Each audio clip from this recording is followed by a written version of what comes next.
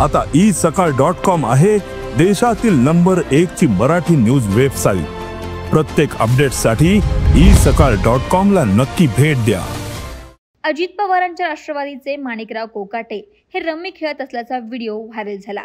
या व्हिडिओमुळे कोकाटे अडचणीत आले आणि त्यांच्याकडचं कृषी खातं दत्तात्रय भरणेंना देण्यात आलं, तर भरणेंकडे असणारं क्रीडा खातं कोकाटेंना सोपवलं गेलं।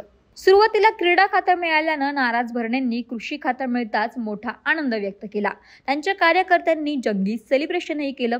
पण आता काहीच दिवसात मंत्री दत्तात्रय भरणेंना कृषी खात्याचा भार सोसवेना झाल्याची चर्चा सुरू झाली आहे। नेमकं काय घडलं पाहूयात। मंत्री दत्तात्रय भरणे यांच्याकडे कृषी खात्याची जबाबदारी 2 आठवड्यांपूर्वीच देण्यात आली होती। पदभार स्वीकारल्यानंतर करावे लागलेले दौरे आणि होत असलेली धावपळ याच्या संदर्भात बोलताना कृषी मंत्र्यांनी आधीच्या खात्याची तुलना केली। त्यांनी आधीचं खातं बरं होतं, त्रास खूप आहे अशा अर्थानं विधान केल्यानं सर्वांच्याच भुवया उंचावल्या। इंदापूरमध्ये एका कार्यक्रमात बोलताना दत्तात्रय भरणेंनी हे विधान केलं। एवढंच सांगेल की येणाऱ्या काळामध्ये निश्चित प्रकारे अजूनही तुला जेवढं करणार तिथं चांगल्या काय गोष्टी अजून भविष्यामध्ये सर्वसामान्य माणसासाठी करता येईल। काल परवा दिवशी मी विदर्भात होतो, काल मी मराठवाड्यामध्ये होतो, त्यामुळे आता थोडं जरा पळावं लागतंय, थोडं फिरावं लागतंय।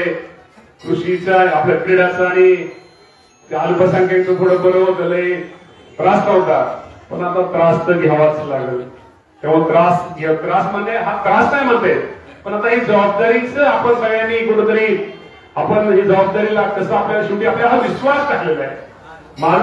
मी एकटा कृषी मंत्री नाही, माझ्या इंदापूर तालुक्यावरती त्या राज्याच्या नेत्याने विश्वास टाकलेला आहे। तर इंदापूर तालुक्याचं नाव कसं वाढेल, इंदापूर तालुक्याच्या माध्यमातून एक कुणीतरी कृषी मंत्री होता म्हणजे आज मी तुम्हाला प्रामाणिकपणे सांगतो माझी काम करण्याची पद्धत वेगळी आहे।